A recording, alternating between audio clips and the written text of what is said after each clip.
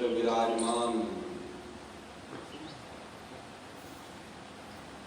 शब्द स्वरूप परम पूज्य स्वामी जी महाराज के श्री चरणों में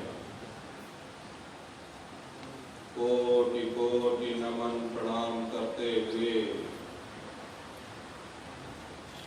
गुरु महाराज के दरबार में उपस्थित सभी सत्संगी धर्म प्रेमी भाई बहनों को सादर जय गुरुदेव। जय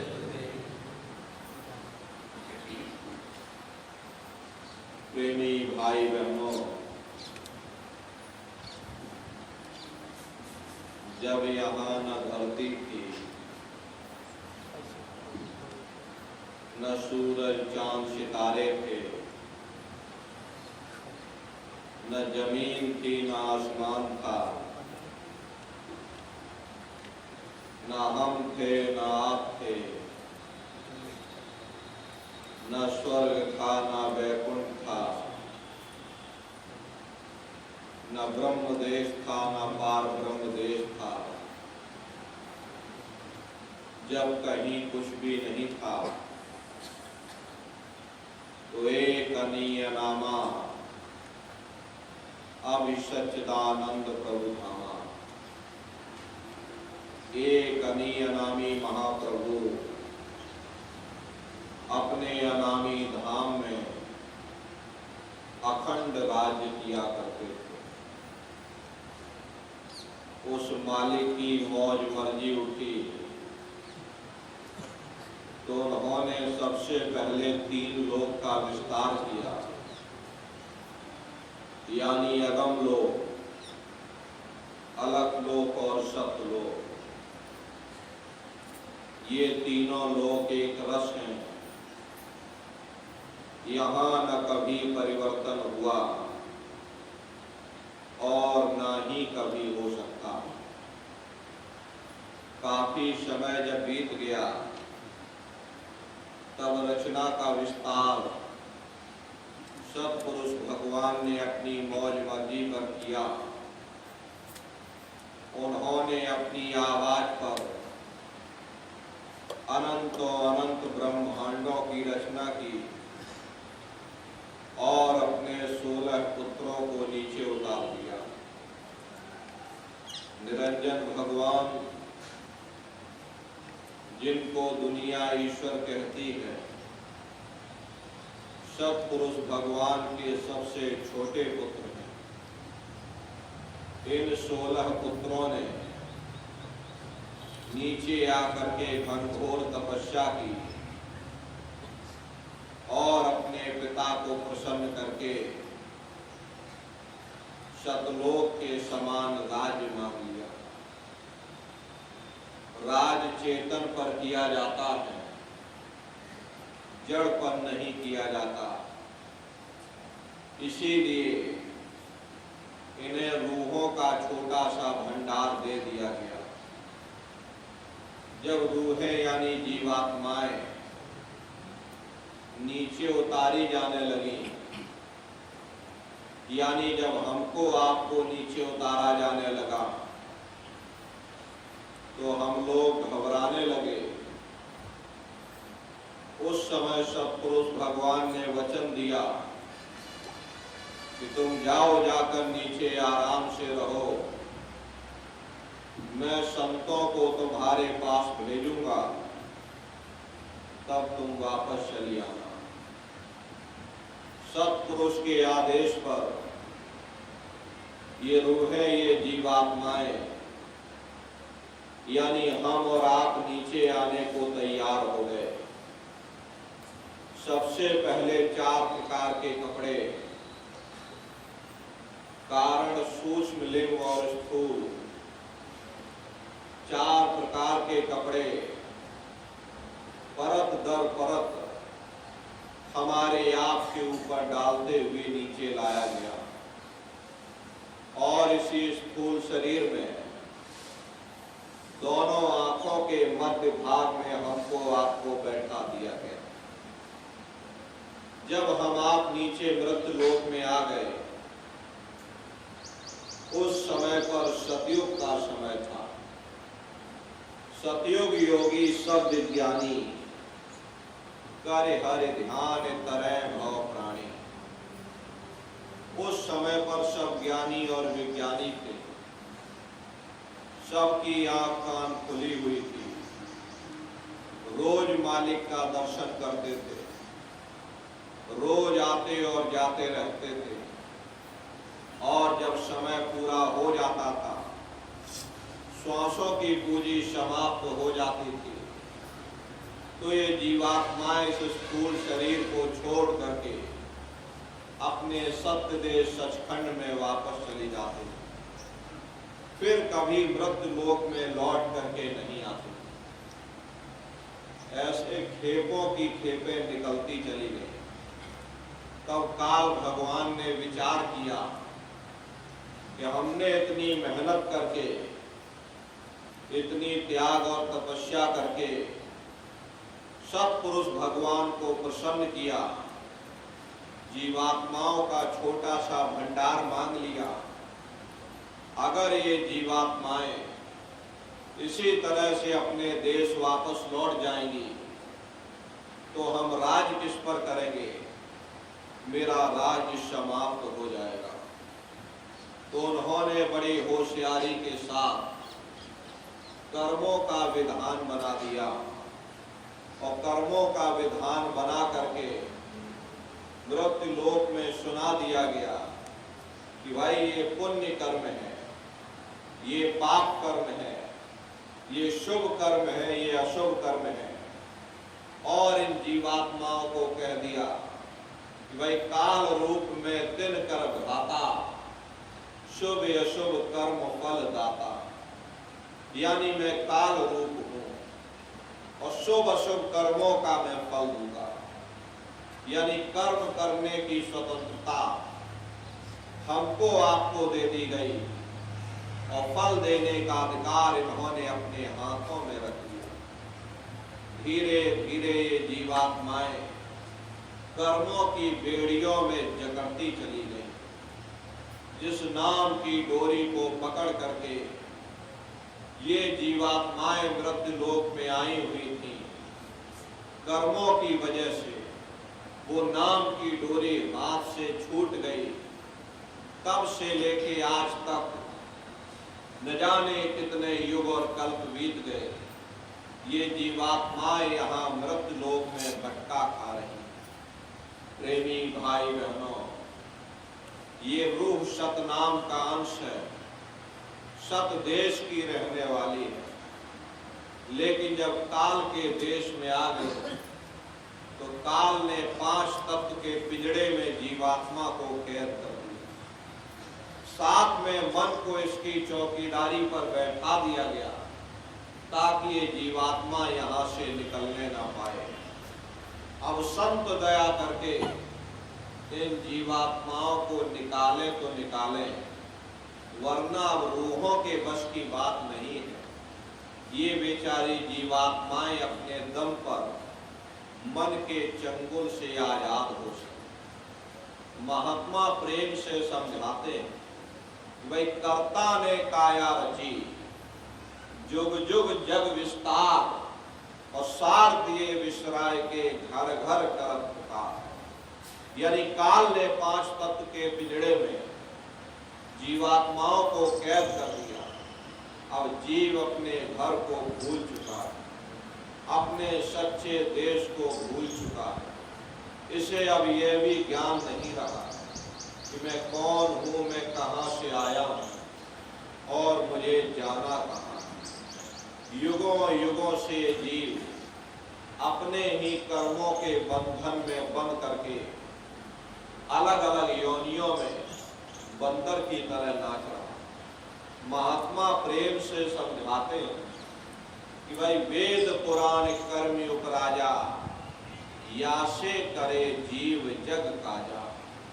अब ये सारा संसार कर्मों के जाल में बंद है। संत इस जाल के भेद को खोलते हैं, लेकिन देखो दुनिया वालों को, ये दुनिया वाले ऐसे ही संतों महात्माओं का विरोध करते हैं। वाल्मीकि जी महाराज ने राम के पैदा होने के 10,000 साल पहले ही पूरी रामायण बनाकर रख दी थी कि भाई तुम्हारे अंदर राम है, तुम्हारे अंदर रावण है, सब कुछ तुम्हारे अंदर। काल भगवान ने देखा किसने तो मेरा भेद ही उजागर कर दिया, सारा पर्दा ही फाड़ दिया, तो उन्होंने बड़ी होशियारी के साथ बाहर राम बना दिया, बाहर ही रावण बना दिया, ताकि सब दुनिया के जीव राम रावण की कथा कहानी में उलझे रहें, कोई मेरे भेद को न जानने पावे, कोई अंदर न आने पावे। प्रेमी भाई बहनों, संत दयाल होते, दया के सागर होते, वे तो यही चाहते हैं कि सब जीवों को इस भव सागर से पार कर दिया जाए। लेकिन दुर्भाग्य हम अज्ञानी मनुष्यों का है कि हम लोग संतों महात्माओं की वचन वाणियों को सुनने और मानने के लिए तैयार ही नहीं। यदि किसी साधक ने मेहनत करके अंदर जाने की कोशिश की तो काल ने उसे वहीं पर रोक दिया। किसी को रिद्धि सिद्धि दे करके बहला दिया, किसी को स्वर्ग की तृष्णा दे दी, किसी को वैकुंठ की तृष्णा दे दी, और यदि साधक फिर भी नहीं माना तो माया ने उसे गिरा दिया। यानी कोई ना कोई विषय विकार लगा करके साधक को नीचे गिरा दिया जाता। महात्मा प्रेम से हमें समझाते हैं, भाई कर्ता कर्म किया विस्तारा, 184 रूप सवारा, काल अपरवल जाल पसारा, उन सब जीव घेर कर मारा। काल ने जीवों को घेरने के लिए 4,84 लाख योनियां बनाई, और इन योनियों में इन बेचारी रूहों को यानी जीवात्माओं को कैद कर दिया। ये बड़ा ही जबरदस्त जाल है। बड़े बड़े ऋषि मुनि, पीर पैगंबर औलिया इस काल के जाल में फंस करके धोखा खा। कृष्ण भगवान ने उद्धव से कहा कि हे उद्धव, ये जो तुम चीता देख रहे हो ये कई बार इंद्र बन चुका है। हरे नर नारियों, जब स्वर्गों का राजा इंद्र वे अपने कर्मों के कारण चीता बन सकता है, तो हम दुनिया के जीवों का क्या हाल होगा। हम लोग कभी विचार नहीं। कर्म कलंदर यात नचावे, बाजी लाए जीव भटकावे, और कोई बंधन से बांधे भाई, ऐसे बंध अनेक लगाए। जिस प्रकार से मदारी बंदर को घर घर नचाता है, ठीक उसी प्रकार से जीवात्माओं को उसके अपने कर्म नचा रहे। अच्छा कर्म आ गया तो जीव सुखी हो गया, और बुरा कर्म आ गया जीव दुखी हो गया। जैसा कर्म वैसा फल। युगों युगों से जीव अपने ही कर्मों के बंधन में बंध करके बंदर की तरह नाच रहा, कोई दाव नहीं मारक पावे। धर धर देहि जन्म श्रावे, काल ने जीवों के निकलने के लिए कोई दाव कोई रास्ता नहीं छोड़ा। अगर कोई रास्ता है तो वह संत सतगुरु की शरण है। क्योंकि प्रेमी भाई बहनों, कर्म करने से मुक्ति नहीं मिलती, फिर चाहे अच्छे कर्म हो या चाहे बुरे कर्म। धृतराष्ट्र ने कृष्ण भगवान से पूछा कि हे केशव, मैं अंधा क्यों? मुझे 100 जन्मों की खबर है, मैंने इन 100 जन्मों में कोई ऐसा कर्म नहीं किया जिससे मैं अंधा हो। कृष्ण भगवान ने सिर पर हाथ रख करके कहा, जरा और पीछे जा करके देखो।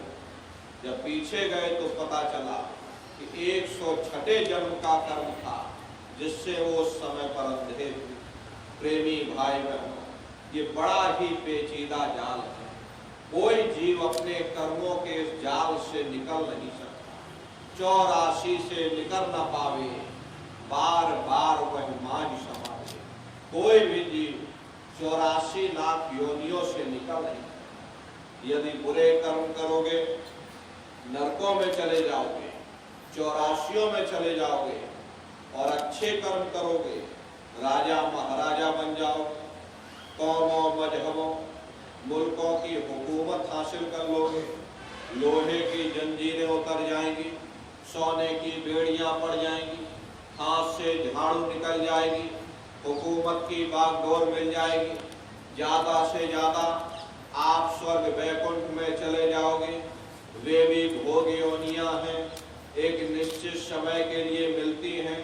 पुण्य कर्म समाप्त हो जाने के बाद में फिर मृत्युलोक में डाल दिया जाएगा और वहां से जो नीचे उतारा जाएगा तो किसी बड़े घर में जन्म मिल जाएगा और बड़े घर में जन्म लेने के बाद कौन भला अच्छा कर्म करेगा तो फिर बुरे खोटे कर्म करने लगे तो फिर नरकों और 84 में चले गए। ऐसे ही आवागमन चलता रहता है, लेकिन मुक्ति नहीं होती। बिना कर्म कोई काया नहीं, जग बस रहा कर्म के मान। कोई शरीर बिना कर्म के नहीं। ये सूरज चांद सितारे ये जीवात्माएं सब कर्मों के ही अधीन है। कर्म होती है तो काया बनती है और काया होती है तो कर्म भी बनती है। ये एक दूसरे पर सब आधारित, एक के बगैर दूसरा हो ही नहीं। जिस दिन से दुनिया बनी ये कर्मों का अटल कानून चला आ रहा। युग बदलते रहते हैं, समय बदलता रहता, लेकिन ये कर्मों का कानून नहीं बदलता। कर्म भूत सब जग को लागा, या से बचे कोई कोई जाता। कर्मों का ये भूत सारे संसार के जीवों को लगा। कोई ऐसी जगह नहीं जहाँ कर्म ना हो। कर्मों के वशीभूत हो करके ये मनुष्य बार बार जन्म लेता और मरता। जन्म लेने और मरने की पीड़ा से मामूली पीड़ा नहीं होती। जन्म लेते और मरते समय घनघोर पीड़ा होती। सहजो बाई ने उस पीड़ा को बयान किया है कि सहजो मौत आइया, अंग अंग दिया तोड़ और हिया जरे छाती फटे, उठे पीर घनघोर। गुरु महाराज सत्संग में कहते थे कि जैसे 1 लाख बिच्छू एक साथ हमारी जिस्म पर डंक मारे, उससे भी लाखों करोड़ों गुना ज्यादा मौत के समय दर्द हो। जब मृत्यु आती है तो किस तरह से प्राण निकलते हैं। देखो प्रेमी भाई बहनों, जैसे संसार में महाप्रलय होगी तो महाप्रलय के समय क्या होता, सबसे पहले पूरी पृथ्वी रह जाती। ये पृथ्वी पानी में घुल करके पानी बन जाती। मानव सृष्टि की प्रलय एक बड़ी कयामत है और शरीर की प्रलय एक छोटी कयामत। तो जैसे ही मौत आई, सबसे पहले प्रेमी भाई बहनों शरीर की सारी चेतना सिमटने लगती है। सिमटत भास श्वास उठ जावे और प्राणपति जब सिमट समावे। उस समय शरीर की सारी चेतना सिमटने लगती, ये श्वासें रुक जाती और चेतना सिमट करके यहाँ पर एकत्रित होने लगती है।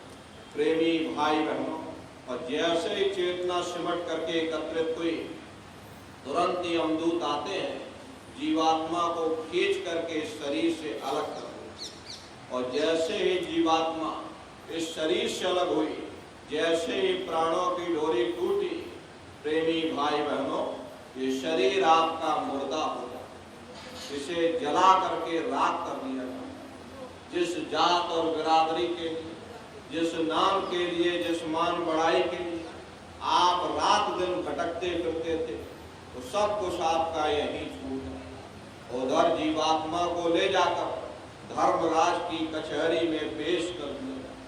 पलक झपकते ही आपके कर्मों का वहां हिसाब किताब हो जाता। धर्मराज सजा सुना देते, ले जाओ इसको फलाने नरक में डाल दो, क्योंकि इन्हें मौका दिया गया, अवसर दिया गया था। अब की बार गीता रामायण को पढ़ करके किसी संत महात्मा की खोज करके उनके बताए हुए रास्ते पर चल करके नाम की कमाई कर लेना, अपनी जीवात्मा का कल्याण करा लेना। लेकिन जब इनको मौका मिला, इन्होंने अपने मौके का फायदा नहीं उठाया, अपने कीमती समय को और श्वासों की पूंजी को बर्बाद कर दिया, इसलिए ले जाओ इसको और ले जा करके नरकों में डालो। मामूली कष्ट नहीं होता। और महात्मा कभी झूठ नहीं बोलते। खरे महात्माओं ने जब साधना की और साधना करके जब ऊपर गए, ऊपर जा करके जब नरकों का हाल देखा, तभी उन्होंने अपनी धर्म पुस्तकों में बयान कर दिया, लोह के खम्भ तपक के माही और जहां जीव को ले चिपकाए, वहां लोहे के खंभे अग्नि से धधक धधक कर लाल हो रहे। ऐसे छोटे जीवों को उन खंभों में चिपकाया जाता। जीव हाय हाय करके तड़पता है, तड़प तड़प जीव जुलम बुखारी और तपत खम्भ दुखी उपजे भारी। असहनीय वेदना होती, असहनीय दुख दर्द होता, जीव रोता और चिल्लाता रहता, लेकिन वहां कोई तुम्हारी पुकार सुनने वाला नहीं, कोई तुम्हारी दर्द भरी आवाज को सुनने वाला नहीं। अरे दुर्दशा क्यों हो गई? क्योंकि हम लोग मनमुखी हो गए, मन के कहे पर चलने लगे, मन के कहे पर चल करके अच्छे बुरे कर्म करने लगे। कर्मों का जखीरा अंबार के अंबार हमने अपने सिर पर लाद लिए, आज उन्हीं कर्मों का हम आप भोग पाए। अरे महात्मा कहते हैं कि भाई नर के अनेक और हैं, कहाँ लग कहूँ बखान, दुख भोगते यह जीव जो जाने जो भोग क्षमा। कहते भाई एक नरक नहीं, ऐसे वहां अनेकों अनेक नरक बने। जीव अनंतों अनंत युगों तक अपने कर्मों के कारण नरकों की पीड़ा सहता रहता, और नरकों की पीड़ा भोगने के बाद इसी जीवात्मा को सीधे मनुष्य शरीर नहीं मिलता, बल्कि से 4 खान 84 लाख योनियों में डाला जाता। जैसे बच्चा होता है, पहले कक्षा 1 पास करेगा और फिर कक्षा 2 में जाएगा, इसी तरह वहां भी क्रम बना हुआ। नरकों की यातनाएं भोगने के बाद सीधे मनुष्य शरीर आपको नहीं मिलेगा, वहां पर नरकों की यातनाएं जब भोग लोगे, फिर अनंतों अनंत वर्षों के लिए फिर आपको 4 खान 84 लाख योनियों में डाल दिया जाए। अब ये 4 खान 84 लाख योनियां, ये कोई मामूली योनियां नहीं होगी। 4 खान यानी अंडज पिंडज उपमज स्थावर, ये 4 खाने। पहली श्रेणी तो पेड़ पौधों की होती, जिनके अंदर पानी का तत्व मौजूद होता। कभी ये भी मनुष्य हुआ करते थे, लेकिन आज अपने कर्मों का भोग पा रहे हैं। दूसरी श्रेणी कीड़े मकोड़ों की होती है, जिनके अंदर पृथ्वी और अग्नि का तत्व मौजूद होता। तीसरी श्रेणी पंछियों की होती, चौथी चौपाए जानवरों की होती है, और 5वीं स्वयं इंसान की आती, जिसके अंदर 5 तत्व जल पृथ्वी अग्नि वायु आकाश 5 तत्व मौजूद होते। प्रेमी भाई बहनों, इनकी अलग अलग कुल 84 लाख योनियां होती। अब आप पेड़ पौधों को देखिए, नीम का पेड़ अलग है, ये छोकर का पेड़ अलग है, ऐसे अलग अलग प्रजातियों के कीड़े मकोड़े, अलग अलग प्रजातियों के पशु पंछी, कुल मिलाकर के 84 लाख योनियां। हम दुनिया के जीव अनंतों अनंत युगों से अपने अपने कर्मों के कारण 84 लाख योनियों में भटका खाते। प्रेमी भाई बहनों, 84 लाख योनियों की सबसे आखिरी जो योनि होती है, वो गाय और बैल की योनि होती है। गाय स्त्री का रूप लेती है और बैल पुरुष का रूप लेती है। ये 84 लाख योनियों की सबसे आखिरी योनि होती है। उसके बाद तब जाकर के हमको आपको मनुष्य शरीर दोबारा मिलता है। इसीलिए कहा गया कि भाई बड़े भाग्यमान स्तन पाया, बड़े सौभाग्य से हमको ये मानव तन मिला। बड़े से बड़े देवता भी इस मानव तन को पाने के लिए तरसते हैं, क्योंकि इन 84 लाख योनियों से, उन नरकों से निकलने का केवल एक ही रास्ता है, वो केवल मनुष्य का शरीर है। लेकिन बड़े अफसोस की बात है, जब हमको ये मौका मिलता, हम जिंदगी के असल मकसद को भूल जाते, उल्टा कौमों मजहबों के झगड़े में उलझ जाते, धन दौलत के चक्कर में फंस करके एक दूसरे के गला काटने की योजनाएं बनाना शुरू कर देते, इतना इन भोगों में लिप्त हो जाते हैं कि और तो और हम अपनी मौत को ही भूल जाते हैं। हम रोज देखते हैं कि हमारे ही साथी, हमारे ही रिश्ते नातेदार, हमारे ही कुटुंब परिवार वाले एक एक करके हमारा साथ छोड़ करके चले जा रहे। हम खुद उन्हें कंधों पर उठा करके शमशान भूमि पर छोड़ करके आते, आंखों से देखते हैं कि जिस चीज के लिए वह इतना भटकता था, जिस चीज के लिए वह इतना तड़पता था, अपना अपना कह करके फक्र या गर्व महसूस किया करता था, उसमें से किसी ने उसका साथ नहीं दिया। हम मन में सोच लेते हैं कि शायद वो बदकिस्मत होगा, कुछ भी अपने साथ ना ले जा सका, शायद हम सब कुछ गठरी मुठरी बांध करके अपने साथ लेकर के चले जाएंगे। अरे प्रेमी भाई बहन, महात्मा प्रेम से समझाते, भैया तुम उस समय को, उस वक्त को भी अपनी आंखों के सामने रख करके देखो। उस समय कौन तुम्हारी सहायता करेगा, कौन तुम्हारी मदद करेगा? गुरु बिन कोई नहीं अपना, जाले है कौन तुड़वाई। अरे प्रेमी भाई बहन, गुरु ही तुम्हारा सच्चा रहमान। जब मौत आती है उस समय कोई तुम्हारी सहायता नहीं करता, उस समय तुम्हारी कोई मदद करेगा तो वह केवल गुरु है। लेकिन हम अपने कीमती समय को, अपने श्वासों की पूंजी को, ये बहुमूल्य श्वासों की पूंजी यूं ही व्यर्थ में गवा देते, व्यर्थ में श्वासों की पूंजी को। अरे बड़े बड़े राजे महाराजे आए, सारी जिंदगी किला बनाते बनाते गुजार दी। आज उनके किलों को जाकर देखिएगा, आज खंडहर बने पड़े हुए, कोई क्या साथ लेकर के गया। अरे विश्व विजेता सिकंदर भी सारी दुनिया पर राज करने का ख्वाब देखता था, वो भी मुट्ठी खोल करके चला गया। अरे प्रेमी भाई बहनों, जब सब चले जा रहे तो हम आप क्या सोच करके बैठे कि हम सब कुछ गठरी मुठरी बांध करके ले जाए। कुछ भी तुम्हारे साथ जाने वाला नहीं। जो चीज तुम्हारे साथ में जाने वाली वो केवल परमात्मा की भक्ति है। उस परम पिता परमात्मा ने हमको ये मानव तन केवल इसीलिए बख्शा ताकि आप जीते जी उस प्रभु की प्राप्ति करो, सुरत शब्द नाम की कमाई कर लो, इस हरि मंदिर में बैठ करके उस शब्द को पकड़ लो। ये मानव तन, ये दुर्लभ देही आपको इसीलिए प्राप्त होगी। ये सच्चा हरि मंदिर है। परमात्मा जब भी मिलेगा इस हरि मंदिर के अंदर मिलेगा। बाहर से आज तक न कभी किसी को परमात्मा मिला और न भविष्य में कभी मिल सकता। यही कबीर साहब ने लिखा कि जो तिल माही तेल है, जो चकमक में आ और तेरा शाई तुझ में और जाग सके तो। जिस तरह तिल में तेल होता, पत्थर में अग्नि होती, ठीक उसी तरह से वो मालिक हर एक के घट घट में, हर एक के वजूद के अंदर बैठा हुआ। यही अन्य महात्माओं ने लिखा, यही हिंदू महात्माओं ने, यही आपकी धर्म पुस्तकों में भी लिखा है कि अरे मोको का घोड़े रे बंदे, मैं तो तेरे पास में और ना तीरथ में ना मूरत में, मैं तो हूँ विश्वास में। ना मैं तीरथ में मिलूंगा, ना मैं मूरत में मिलूंगा, ना अन्य किसी कर्म कांड में मिलूंगा। मैं जब भी मिलूंगा तो मैं तुम्हारे अंदर में। इसलिए अपने वजूद के अंदर जा करके इस कुदरती काबे में बैठ करके सुरत शब्द नाम की कमाई करनी। ये सच्चा कुदरती काबा, ये सच्चा हरि मंदिर है। इसी को महात्माओं ने हरि मंदिर कहा।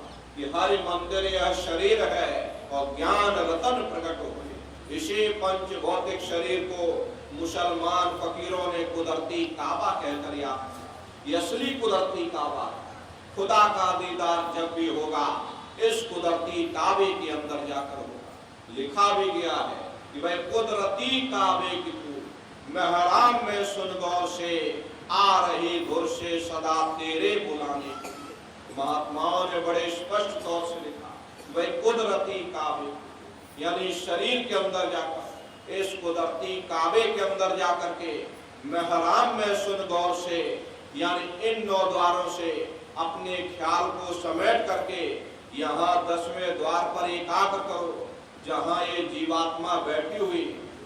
ये दोनों आंखों के मध्य भाग में यही कुदरती काबे का मेहराब है। महात्माओं ने यही कहा वे अपने ख्याल को समेट करके यहाँ मेहराब पर इकट्ठा करो, आ रहे धुर से सदा तेरे बुलाने के लिए।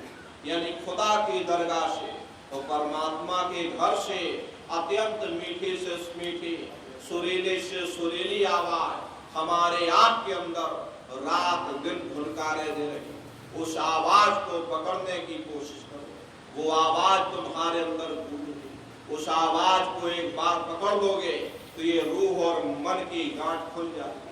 वरना ये मन को लगा रखा आपके पीछे, मन आपको कहीं जाने नहीं देता।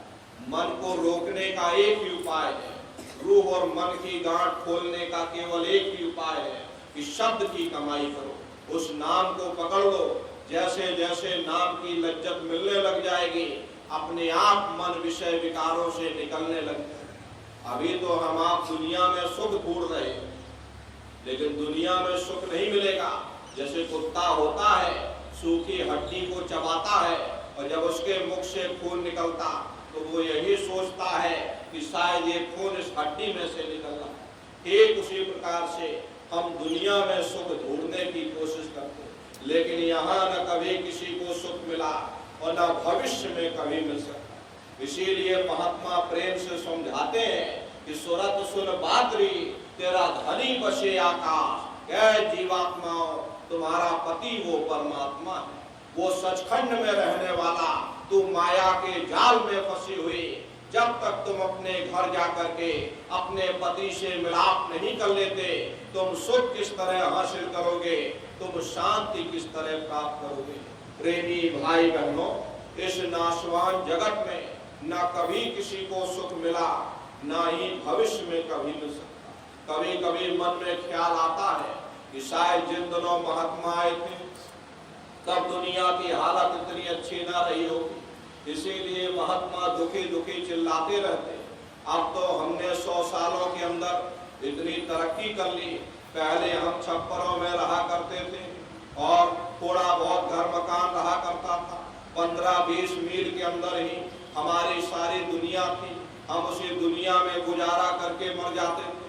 अब हमने 100 सालों के अंदर इतनी तरक्की कर ली, बड़े बड़े मकान बना लिए, ऊंचे ऊंचे मकान बना लिए, खेती बाड़ी के लिए बड़े बड़े ट्रैक्टर आ गए, तरह तरह की रासायनिक खादें आ गई, बीमारी दूर करने के लिए बड़े बड़े डॉक्टर आ गए। अब जब हमने इतनी तरक्की कर ली, फिर भी महात्मा हमें दुखी क्यों कहते? या तो हमारी सोच में फर्क है या हमारे समझने में ही फर्क है। आप स्वयं अपनी बुद्धि से विचार करिएगा। जब हम झोपड़ियों में रहा करते थे, पूरा परिवार एक साथ रहा करता, आपस में एक दूसरे से प्रेम था।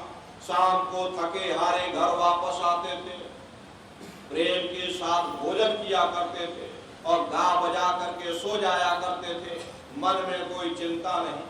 अब जब हमने इतनी तरक्की कर ली, बड़े बड़े मकान बना लिए, उनमें एयर कंडीशन भी लगवा लिया, 9-9 इंच के गद्दे भी डलवा लिए, फिर भी हमको नींद नहीं आती। नींद की गोलियां खा खा करके सोना पड़ता।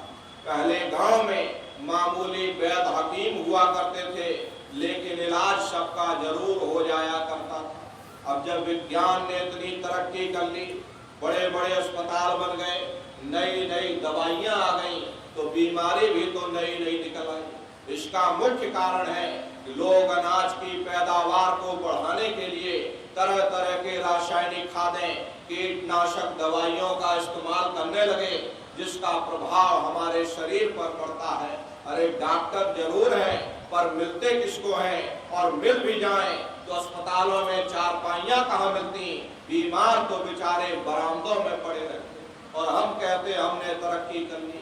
बेशक हम इतना अनाज पैदा करते हैं, लेकिन कीमतें इतनी ज्यादा हैं कि वो आम आदमी की पहुंच से बाहर हो जाती।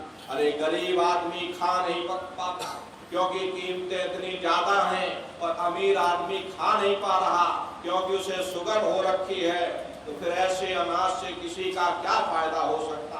प्रेमी भाई बहनों, पहले गांव में कोई मामूली झगड़ा हो जाता था, 4 भले लोग मिल बैठ करके सुलझा दिया करते थे। अब आप मुकदमा करके देख लीजिए, क्या मजाल 20-25 साल से पहले आपको कोई फैसला मिल जाए। किसी से पूछ करके देखो, किसी को भी फुर्सत नहीं। अरे डॉक्टर को फुर्सत नहीं, जज को फुर्सत नहीं, कारखानेदार को फुर्सत नहीं, वकीलों को फुर्सत नहीं, उद्योगपतियों को फुर्सत नहीं, किसी को भी फुर्सत नहीं। सबके चेहरे पर चिंता और तनाव की लकीरें हैं। फिर ऐसी तरक्की से किसी का क्या फायदा हो सकता? अरे नारियों, ये तरक्की का कसूर नहीं है, ये हमारा अपना कसूर है। हम उन चीजों के कैदी बन गए। ये चीजें हमारे लिए बनी थी, ना कि हम उनके लिए बने थे। हम मशीनों के पुर्जे बन गए, मशीनों के मालिक ना बन सके। हमको मालिक बनना चाहिए था। सबको रोटी मिलनी चाहिए थी, सबको कपड़ा मिलना चाहिए था, सबको मकान मिलना चाहिए था, सबका मन निश्चिंत होना चाहिए था। किसी के मन में कोई चिंता और तनाव की लकीरें नहीं होनी चाहिए थी। यही तो जीवन में हर इंसान मांगता है। अरे नारियों, अगर जीवन में कीमतें और कदरें ना रही, फिर ऐसी तरक्की से किसी का क्या फायदा हो सकता? इसीलिए महात्माओं ने जब कहा था वो तब भी ठीक था, अब कहा तो अब भी ठीक है। दुनिया में न तब किसी को सुख मिला, न अब किसी को सुख मिल सकता। इसीलिए गुरु नानक साहब ने लिखा है, नानक दुखिया सब संसार। दुनिया का हर एक जीव अपनी अपनी जगह दुख और मुसीबतों से भरा हुआ। यही सहजो भाई ने लिखा, धनवंते सभी दुखी, निर्धन है धन रूप, और साध सुखी सहजो कहे, पायो भेद हो। जिसके पास धन दौलत, जो राजा महाराजा, जो सेठ साहूकार, वे सब के सब दुखी हैं। उनको किस चीज का दुख है? हर बड़े बड़े जो देश हैं लोग, तिनको व्यापे चिंता रोग। ये जो चिंता रोग है, उन्हें नींद तक नहीं आती। नींद की गोलियां खा खा करके सोना पड़ता, क्योंकि चिंता चिता समान। चिंता से बढ़ करके दुनिया में कोई दूसरा रोग।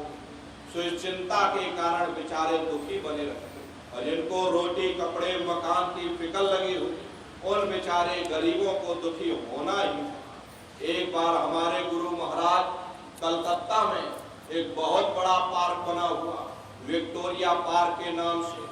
गुरु महाराज उसी बगिया में बैठे हुए थे। बगल से दो सेठ आए और दोनों सेठ गुरु महाराज के बगल में आकर बैठे। सामने देखा, एक माली घास काट रहा था। घास काटते काटते माली को नींद आ गई और वह घास के ऊपर सो गया। दोनों सेठ आपस में बातचीत करने लगे। देखो उस माली को, हमसे ज्यादा सुखी तो वो माली है, कम से कम उसे नींद तो आ रही है। हम लोगों को नींद तक नहीं आती। नींद की गोलियां खा खा करके सोना। गुरु महाराज उन सेठों की बात सुन रहे। गुरु महाराज बोले कि अरे भाई सेठ जी, तुमने अपने आप क्यों फैसला कर लिया? जाओ पहले माली से पूछ करके आओ, क्या वो सुखी है या नहीं। गुरु महाराज की बात को मानकर दोनों सेठ माली के पास और जगा करके पूछा कि भाई हमारे सवाल का जवाब दे दो, क्या तुम सुखी हो या नहीं हो। माली बोला, अरे बाबूजी, हम कहाँ सुखी हैं। सुखी तो देखो महलों में जो रह रहे, ऊंची ऊंची इमारतों में जो रह रहे, एयर कंडीशन में जो लोग रह रहे, वे लोग सुखी हैं। हम कहाँ सुखी हैं। गुरु महाराज उसकी बातों को सुनकर हंसने लगे। गुरु महाराज बोले कि देखो सेठ कह रहा कि माली सुखी है और माली कह रहा सेठ सुखी है, और वास्तविकता यही है कि यहाँ कोई सुखी नहीं। तजो मनि है सुख दुख का धाम। संतों महात्माओं ने इस नगरी को दुख और सुख की नगरी कहकर बयान किया, क्योंकि कोई इंसान ऐसा नहीं जिसको हमेशा सुख ही सुख प्राप्त हुए हो, या कोई इंसान ऐसा नहीं मिलेगा जिसको हमेशा दुख ही दुख प्राप्त हुए हो। 10 दिन सुख में गुजर जाते, थोड़ा बहुत दुख का सामना भी करना पड़ता, और यदि 10 दिन दुख में गुजर जाते तो थोड़ी बहुत सुख की सांस आती। और ये सुख दुख के मसले हमारे पिछले जन्मों के पुण्य और पाप के कारण है। जब पाप और पुण्य इकट्ठे होते हैं तब हमें इंसान का जामा मिलता। यदि पुण्यों के कारण हम लोग सुखी हो जाते तो उन पापों के कारण हमको दुख का सामना भी करना पड़ता। प्रेमी भाई बहनों, संत महात्मा इस नगरी को सुख की नगरी बनाने के लिए नहीं आते, अगर संतों महात्माओं का दुनिया में आने का यही एक लक्ष्य होता कि दुनिया सुख की नगरी बन जाए, तो अब तक जरूर बन जानी चाहिए थी। इतिहास गवाह है किस किस चोटी के महात्मा धरा पर आए, लेकिन उनके आने के बावजूद ये दुनिया सुख की नगरी न बन सकी। तो हम क्या सोच करके बैठे कि इस दुनिया को सुख की नगरी बना सकेंगे? अरे नन्नारियों, ये दुनिया के कांटे बांटे हम कितने भी क्यों ना इकट्ठे कर लें, कभी कामयाब नहीं हो सकते। अगर हिम्मत करके हम अपने पांवों में ही जूतियां पहन लें, तो ये दुनिया के कांटे हम पर असर नहीं कर सकते। ये सुख दुख की समस्याएं, ये सुख दुख के मसले ना कभी किसी से हल हुए और ना ही कभी हो सकते। लेकिन महात्मा जिंदगी गुजारने का ऐसा सुगम सरल साधन तरीका समझाते जिस पर चल करके हमारा ध्यान सुख दुख की समस्याओं से परे चला जाता। महात्मा कहते हैं कि भाई अगर तुम सुख पाना चाहते हो, अगर शांति पाना चाहते हो, तो लगो तुम अब चढ़कर सतनाम, उस सतनाम की खोज करो, उस मालिक की भक्ति करो। क्योंकि जितना अरसा, जितना समय हमारा ख्याल उस मालिक की भक्ति में लगा रहेगा, हम दुनिया में 2-4 दिन जरूर सुख हासिल कर सकते। और अगर हमारा ख्याल मालिक की भक्ति से हट जाए, तो सारी दुनिया हमारे लिए दुख का रूप बन करके खड़ी हो जाती। आप अपनी बुद्धि से स्वयं विचार करिए। एक छोटा सा बच्चा अपने पिता की उंगली पकड़ करके मेला या नुमाइश में घूमने जाता है। उसे मेले की हर साजो सामान बड़ी खूबसूरत नजर आती। अरे किसी जगह खेल खिलौनों की दुकानें लगी, कहीं गुड्डे गुड़ियों की दुकानें, कहीं झूलों की दुकानें, कहीं मिठाई और पकवान की दुकानें। वो बच्चा सोचता है कि शायद ये खुशी हमको मेले के साजो सामान से प्राप्त हो रही। और अगर भूल करके भी वो बच्चा अपने पिता की उंगली छोड़ देता, तो वह सारा साजो सामान उसी जगह रहता है, लेकिन बच्चा रोने चिल्लाने चीखने लगता। तब उसे खुद ब खुद महसूस होता ये खुशी हमें तभी तक प्राप्त हो सकती है जब तक हमने अपने पिता की उंगली पकड़ रखी। हमारा पिता कौन है? वो परमात्मा है, वो परमेश्वर है जिसने अंड खंड ब्रह्मांड की रचना की। अरे जितना समय हमारा ध्यान उस मालिक की भक्ति में लगा रहेगा, हम दुनिया में 2-4 दिन जरूर सुख हासिल कर सकते। और अगर हमारा ध्यान मालिक की भक्ति से हट जाए, तो सारी दुनिया हमारे लिए दुख का रूप बन करके खड़ी हो जाए। इसीलिए प्रेमी भाई बहनों, चारों तरफ से अपने ख्याल ध्यान को समेट करके उस परमात्मा की भक्ति में अपने मन को लगाओ, अपने मन को लगाओ। क्योंकि एक बार जब भक्ति में मन लग जाएगा, एक बार शब्द की लज्जत मन को मिलने लग जाएगी, ये मन अपने आप विषय विकारों को छोड़ देगा। धुन सुनकर मन समझाई, कोटि जतन मन नहीं जागे। धुन सुनकर मन समझाई, तब से तब कर थाक रहे हैं और जती रहे जतलाई। विद्या पढ़ पढ़ वेद वखाने और बुद्धि बल सब जाई। बुद्धि चतुरता काम ना आवे, आलिम रहे पछताई। और अमल का दखल नहीं है, अमल शब्द लौलाई। गुरु मिले जो धुन का भेदी, शिष्य मेरे धर आई। सुरत शब्द की होए कमाई, तब मन कछु ठहराई। प्रेमी भाई बहनों, बोला हर्षी व कपटी मन को नेक न धुन पति आई। ये धुन है धुर लोक या धर की, कोई पकड़े संत सिपाही। मन को मार करे अशवारी, गगन कोट वैले घिराई। और धुन सुनकर मन समझाई। मन को जीतने का केवल एक ही उपाय है कि केवल उस मन को शब्द की लज्जत दे दो। जैसे जैसे शब्द की लज्जत मिलने लग जाएगी, ये मन अपने आप विषय विकारों को छोड़ देगा। और प्रेमी भाई बहनों, मन विषय विकारों को छोड़ करके ये रूह यानी जीवात्मा का साथ दे। तो प्रेमी भाई बहनों, सुरत शब्द नाम की कमाई। शब्द तुम्हारे अंदर गूंज रहा है। इस हरि मंदिर में बैठ करके और शब्द को पकड़ने की कोशिश करो। ये सच्चा हरि मंदिर है। वो घंटे घड़ियाल वो बाजे तुम्हारे अंदर गूंज रहे। हम लोग दुनिया में फंस जाते।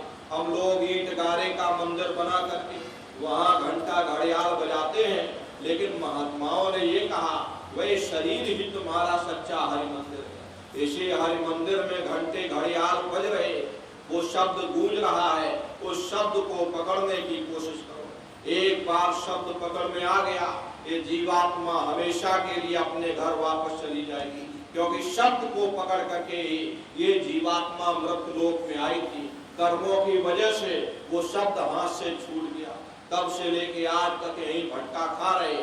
अगर वो शब्द पकड़ में आ जाए तो शब्द कर्म की रेख कटावे, शब्द शब्द में जाए मिलावे। शब्द वो व्यंजन है जो तुम्हारे कर्मों की रेख पर मेघ मार देगा, तुम्हारे कर्मों को साफ कर देगा और तुम्हें शब्द दर शब्द, मंजिल दर मंजिल अपने घर वापस पहुंचा देगा। तो प्रेमी भाई बहनों, शब्द तब पकड़ में आएगा जब हम महात्माओं के सानिध्य में जाएंगे, संतों महात्माओं की शरण में जाएंगे, शब्द भेदी गुरु की तलाश करेंगे। प्रेमी भाई बहनों, गुरु कैसा होना चाहिए? जो शब्द के भेद को जानता है। गुरु नानक साहब ने लिखा है कि गुरु सोई जो शब्द सही, शब्द बिना दूसर नहीं से, शब्द कमावे सो गुर पूरा, उन चरणन की हो जा धूरा, और पहचान करो मत कोई, लक्ष्य अलक्ष्य न देखो सोई, शब्द भेद लेकर तुम उनसे, और शब्द कमाओ तुम तन मन से। यानी शब्द स्वरूपी शब्द अभ्यासी उन महात्माओं की खोज करो जो शब्द या नाम के भेद को जानते हैं। ऐसे महात्माओं की खोज करो, ऐसे महात्माओं से प्रीत करो। हर जाके हृदय गुरु पर तेजी, काल कर्म बातें नहीं जीती। जिसके हृदय में गुरु के प्रति प्रेम होगा, श्रद्धा आस्था विश्वास होगा, ऐसे प्यारे साधकों को स्वयं सतगुरु लेने आते और अपने साथ लेकर के चले जाते। तो शब्द भेदी गुरु की तलाश करते और शब्द नाम की कमाई करोगे, तभी ये जीवात्मा हमेशा हमेशा के लिए इस भवसागर से पार होकर के अपने घर वापस पहुंचे। वरना ये समय निकलता जा रहा, ये श्वासों की पूंजी आपकी निकलती चली जा रही। एक बार ये श्वासों की पूंजी समाप्त हो गई, दोबारा ये मानव तन आपको नहीं मिलने का। फिर क्रमशः इसी चक्र में फंसे रह जाओगे, फिर नरकों में जाओगे, फिर 84 में जाओगे, न जाने कितने अनंतों अनंत युग बीत जाएंगे, तब जाके पता नहीं कब आपको मानव तन दोबारा मिले। इसलिए प्रेमी भाई बहनों, अब की बार ये अवसर आपको मिला हुआ, ये मनुष्य शरीर आपको मिला हुआ, समय रहते हुए अपनी जीवात्मा के कल्याण के लिए थोड़ा बहुत विचार करिए, सुरत शब्द नाम की कमाई करिए, यानी सुमरन ध्यान और भजन करिए। अब सुमरन ध्यान भजन कैसे करोगे? बहुत से नए प्रेमी भाई बहन बैठे हुए, आप लोग अच्छी तरह समझ लीजिएगा कि आपको सुमरन ध्यान भजन कैसे करना। प्रेमी भाई बहनों, ये 3 क्रियाएं हैं। पहला है सुमरन, दूसरा है ध्यान और तीसरा है भजन। सुमरन कहते हैं उस मालिक को याद करना, ध्यान कहते हैं दृष्टि को एकाग्र करना, और भजन कहते हैं कान में उंगली डाल करके उस शब्द को सुनना, उस नाम को सुनना, उस आवाज को सुनना जो मालिक के घर से आवाज आ रही।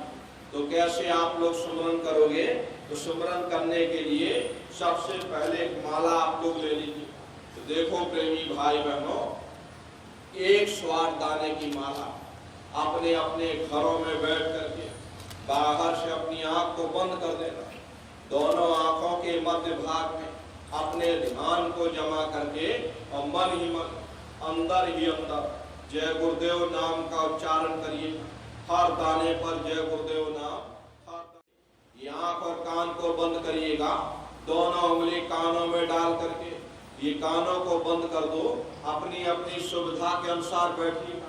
कुर्सी पर चाहे कुर्सी पर बैठ जाओ, सोफे पर चाहे सोफे पर बैठ जाओ, या कोई बड़ा तकिया रख लो, उसके ऊपर कोहनी रख करके और दोनों उंगली कानों में डाल के कानों को बंद कर दो, जैसे आपको ठीक लगे। अब बहुत से प्रेमी भाई बहन ऐसे हैं, हमारी माताएं बहनें बूढ़े बुजुर्ग, आपके घुटनों में दर्द होता, रीढ़ की हड्डी में दर्द होता, आप बैठ करके भजन नहीं कर पाते हो, तो आप लेट करके भजन करो। ऐसे सीधे लेट जाओ, लेटे लेटे आंख और कान को बंद कर लो, जैसे आपको ठीक लगे। मतलब तो आंख और कान को बंद करना है। अरे यही कहा गया कि आंख कान मुख बंद कराओ, अनहद झिंगा शब्द सुनाओ, यानी पहले अपनी आंख को बंद करो, फिर अपने मुख को बंद करो, दोनों उंगली कानों में डाल करके ये कानों को बंद कर लो और ऊंचे से ऊंचा ध्यान दे करके उस आवाज को सुनने की कोशिश करो। प्रेमी भाई बहनों, जब आप अपने कानों को बंद करके ऊंचा ध्यान दे करके सुनोगे, आपको अनुभव होगा कि कहीं सीटी जैसी आवाज हमारे कानों में गूंज रही, हर एक को सुनाई पड़ेगी।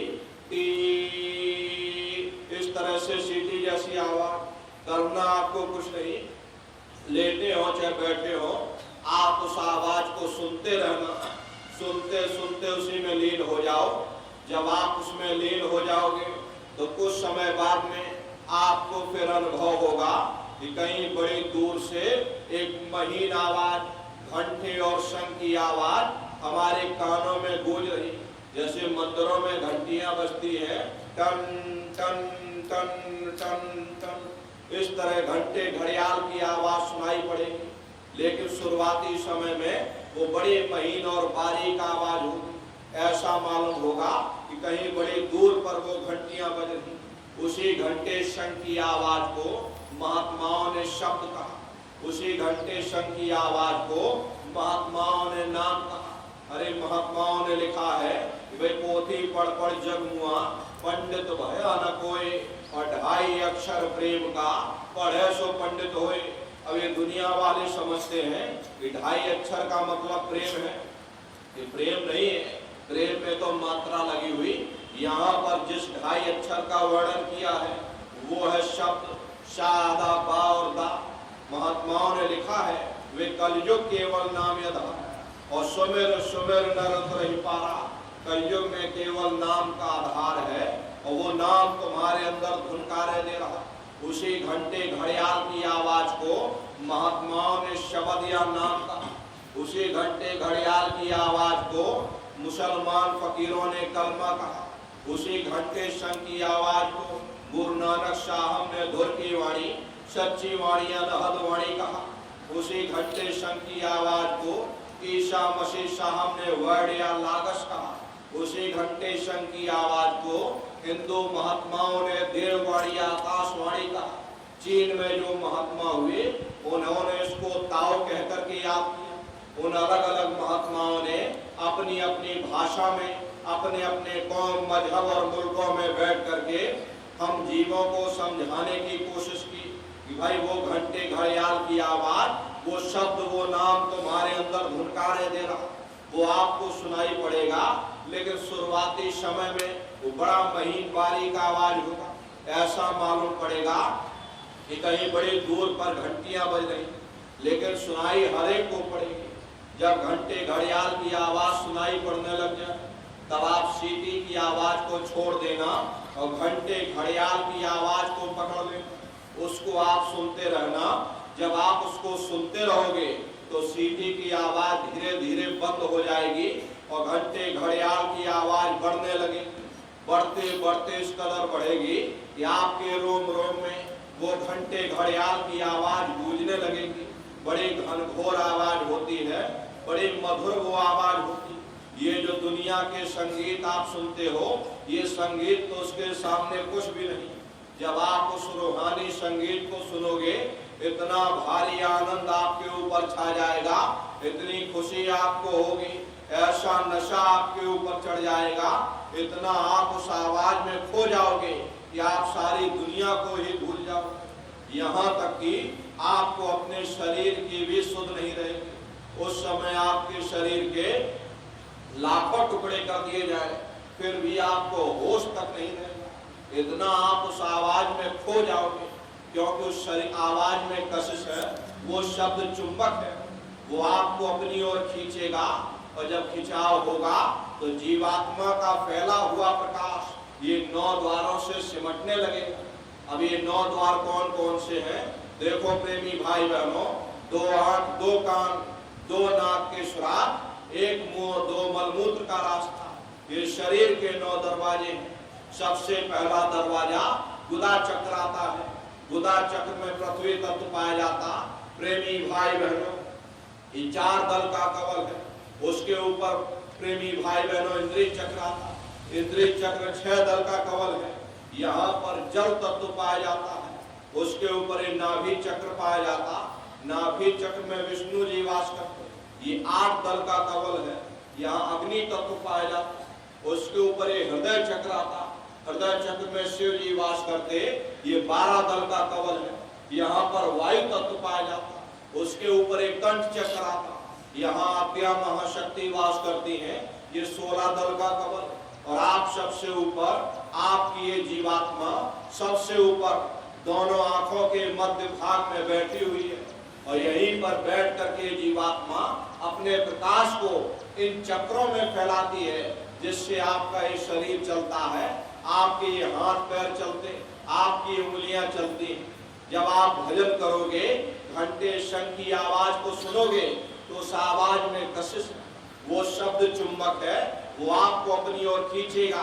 और जब खिंचाव होगा तो जीवात्मा का प्रकाश इन चक्रों से सिमटने लगेगा।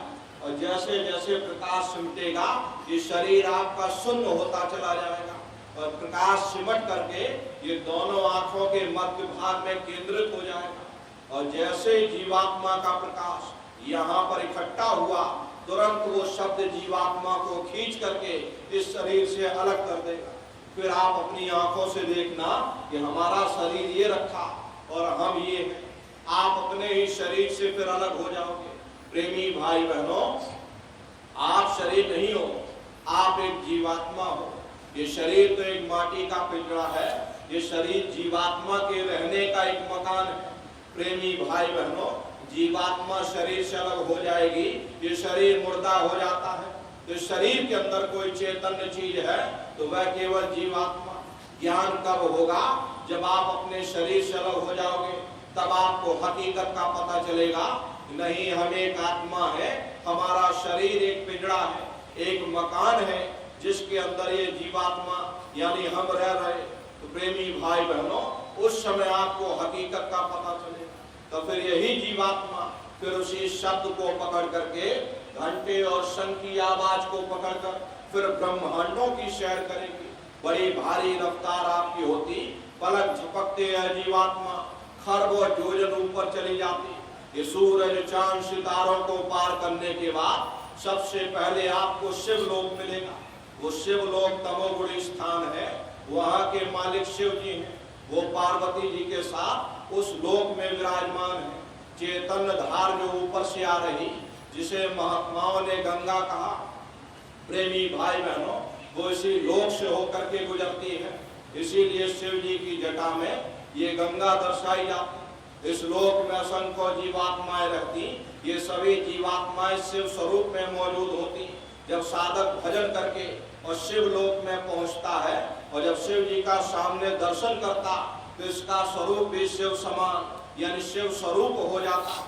जो शक्तियां शिव जी को प्राप्त होती, वही शक्तियां साधक को भी प्राप्त हो जाती। उन शक्तियों को प्राप्त करने के बाद साधक के अंदर इतना गुमान हो जाता है, इतना अहंकार आ जाता, मन में इतना फुरना पैदा होता है कि कुछ कर दिया जाए, लेकिन गुरु साथ में रहते हैं, इसीलिए साधक अपनी शक्तियों का दुरुपयोग नहीं कर पाता। शिव जी का दर्शन करने के बाद फिर ये जीवात्मा शब्द को पकड़ करके, घंटे शंख की आवाज को पकड़ करके फिर ऊपर की ओर चढ़ेगी। उसी के ऊपर ब्रह्मा जी का लोक मिलेगा। ब्रह्मा जी का लोक रजोगुणी स्थान है, वहाँ के मालिक ब्रह्मा जी, वो गायत्री, सावित्री और सरस्वती के साथ उस लोक में विराजमान। वहाँ पर वेद ध्वनियां सदा उस लोक में उच्चारण होती रहती है। और ब्रह्मा जी का दर्शन करने के बाद फिर जब आप ऊपर जाओगे, तो उसी के ऊपर आपको विष्णु लोक मिलेगा। विष्णु लोक सतोगुणी स्थान है, वहाँ के मालिक विष्णु जी हैं। उनका बड़ा मनमोहक स्वरूप है। उनकी 4 भुजाएं हैं और चारों भुजाओं में शंख, गदा, पद्म और चक्र सुशोभित है। और आप क्षीर सागर में लक्ष्मी जी के साथ विराजमान है। ये तीनों देवता ब्रह्मा, विष्णु, महादेव अपने अपने लोक में बैठ करके राज कर रहे। एक रचयिता है जो हम जीवों को रचता है, एक पालनहार है जो जीवों को पालता है, एक संहार करता है जो जीवों को नष्ट कर देता है। इनकी माता आद्या महाशक्ति है। ब्रह्मा, विष्णु, महादेव लोक के ऊपर वो आद्या महाशक्ति का लोक आता। और उसी लोक को पार करने के बाद सबसे पहला खंड पड़ता है, या यूं कह लीजिए कि पहला देश पड़ता, जिसे महात्माओं ने सहस दल कवल कहा। प्रेमी भाई बहनों, वहां के जो मालिक हैं वो निरंजन भगवान है।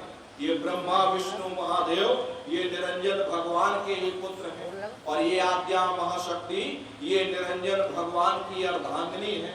और निरंजन भगवान स्वयं तीनों लोकों के मालिक, इसीलिए इन्हें त्रिलोकीनाथ भी कहा गया।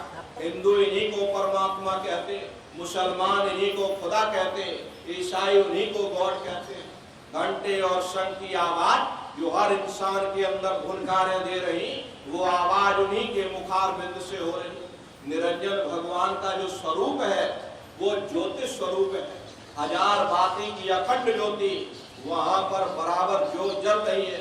प्रेमी भाई बहनों, हम आप यहाँ पर मंदिर मस्जिद बनवाते हैं और घंटा घड़ियाल बजाते हैं और ज्योति जलाते हैं, लेकिन महात्माओं ने लिखा ये शरीर ही तुम्हारा सच्चा हरि मंदिर है। इसी हरि मंदिर में बैठ करके उस घंटे घड़ियाल की आवाज को सुन करके उस लोक में पहुंच जाओ, वहां पर ज्योतिष स्वरूप का दर्शन करो, क्योंकि निरंजन भगवान का जो स्वरूप है वो ज्योतिष स्वरूप है। प्रेमी भाई बहनों, पलटू साहब ने जिक्र किया है कि उल्टा कुआ गगन में तिस्मे जगह चिरा और तिस्मे जगह चिरा, बिना रोगन बिन बाती और छैर तुम्हारा मास, जरत रहे दिन राती और सतगुर मिले जो होए, ताज की नजर में आवे और बिन सतगुर नहीं कोई, वाह को दर्शावे। वो अखंड ज्योति ऐसी है जिससे पूरा ब्रह्मांड प्रकाशवान होगा। न जाने कितने ऋषि मुनि, न जाने कितने पीर पैगंबर औलिया उस ज्योत पर कुर्बान हुए बैठे। वो सहस्त्र कवल वो आपकी राजधानी है। अरे जितनी भी अवतारी शक्तियां आई, राम आए, राम को वहीं से नीचे उतारा गया, और जितने देवी देवता ब्रह्मा विष्णु महादेव आदि की उत्पत्ति वहीं से हुई।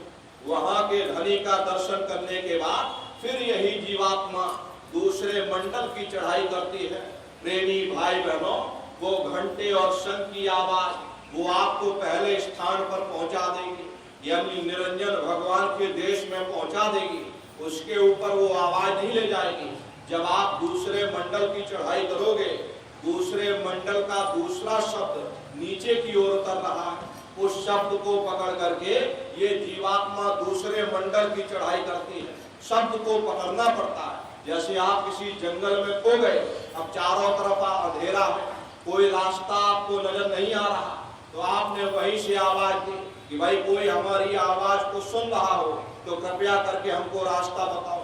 मान लो किसी व्यक्ति ने आपको आवाज दी कि भाई हम तुमको ये आवाज दे रहे, तुम इस आवाज को पकड़ करके हम तक पहुंच जाओ। भले ही हमें दिखाई न दे, लेकिन हम उस आवाज को पकड़ करके पहले उस आवाज को सुनेंगे कि वो आवाज पूरब से आ रही या पश्चिम से आ रही। फिर उस आवाज को पकड़कर हम उसी जगह पहुंच जाएंगे जहां वो व्यक्ति आवाज दे रहा है। ठीक उसी प्रकार से इस हरि मंदिर के अंदर वो परमात्मा आवाज दे रहा, इस कुदरती काबे के अंदर वो खुदा आवाज दे रहा। जब ये जीवात्मा ये रूह उस आवाज को सुनेगी, उस आवाज को पकड़ करके जीवात्मा उसी जगह पहुंच जाएगी जहां वो परमात्मा खुदा बैठा आवाज दे रहा। तो दूसरे मंडल के शब्द को पकड़ करके फिर ये जीवात्मा दूसरे मंडल की चढ़ाई करती है। अरे महात्माओं ने लिखा है कि श्याम तज श्वेत को गहना, सुरत को तान धुन सुनना, और पंख के द्वार धस बैठो और त्रिकुटी जाय कर लेना। इसी के ऊपर दूसरा मंडल आता जिसे महात्माओं ने त्रिकुटी देश कहा। वहां के जो मालिक हैं वो ब्रह्म है। वहीं से मन माया की उत्पत्ति हुई, वहीं से तीन गुण रजोगुण तमोगुण सतोगुण तीनों गुणों की उत्पत्ति वहीं से हुई। ये जो आपके वेद हैं, वेदों की भी उत्पत्ति उसी स्थान से हुई। अरे महात्मा कहते हैं भाई त्रिकुटी महल में विद्यासारा, गानहर गर्जे बजे नगारा, लाल बरन सूरज उजियारा। वहां पर दो धुने बादलों की गर्जन और मृदंग, दो धुने उस लोक में बराबर गूंजती रहती। जैसे पहले स्थान पर घंटे और शंख की आवाज गूंजती है, ऐसे दूसरे स्थान पर बादलों की गर्जन और मृदंग दो आवाजें वहां पर बराबर गूंजती रहती और ओम का जाप बराबर वहां होता रहता। और और प्रेमी भाई बहनों, वहां के धनी का यानी ब्रह्म का जो स्वरूप है वो सुबह के लाल सूर्य के समान है। ये सूरज तो कुछ नहीं, ऐसे लाखों लाख सूर्य इकट्ठे करोगे तो वहां का एक सूर्य बनता है। तो ब्रह्म का जो स्वरूप है वो सुबह के लाल सूर्य के समान है, इसीलिए वहां का पूरा ब्रह्मांड लाल है। प्रेमी भाई बहनों, मीराबाई जब साधना करके वहां पहुंची तभी मीराबाई ने लिख दिया, लाली मेरे लाल की जित देखो लाल, और लाली देखन में गई और मैं भी हो गई लाल। वो पूरा ब्रह्मांड ही लाल है। जितने साधक वहां पहुंच गए उन सभी को योगेश्वर कहा जाता है। जैसे व्यास जी हुए, वशिष्ठ जी हुए, वाल्मीकि जी हुए, इन सब की पहुंच वहीं तक सीमित थी। इसीलिए कहा गया कि वाल्मीकि भय ब्रह्म समाना। जब इनकी जीवात्मा वहां पहुंची और जब इन्होंने ब्रह्म का दर्शन किया तो इनका स्वरूप भी ब्रह्म के समान यानी ब्रह्म स्वरूप हो गया।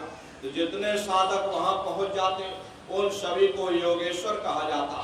योगेश्वर भगवान श्री कृष्ण इसी देश में वास करते हैं, क्योंकि प्रेमी भाई बहनों, ये जो ब्रह्म देश है ये श्री कृष्ण भगवान का ही देश है। लेकिन यहाँ तक पहुँचने के लिए साधक को बड़ी मेहनत करनी पड़ती।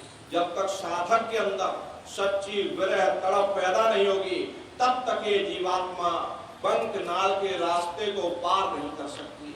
ये बंक नाल का जो रास्ता ये महीन से महीन और बारीक से बारीक रास्ता है।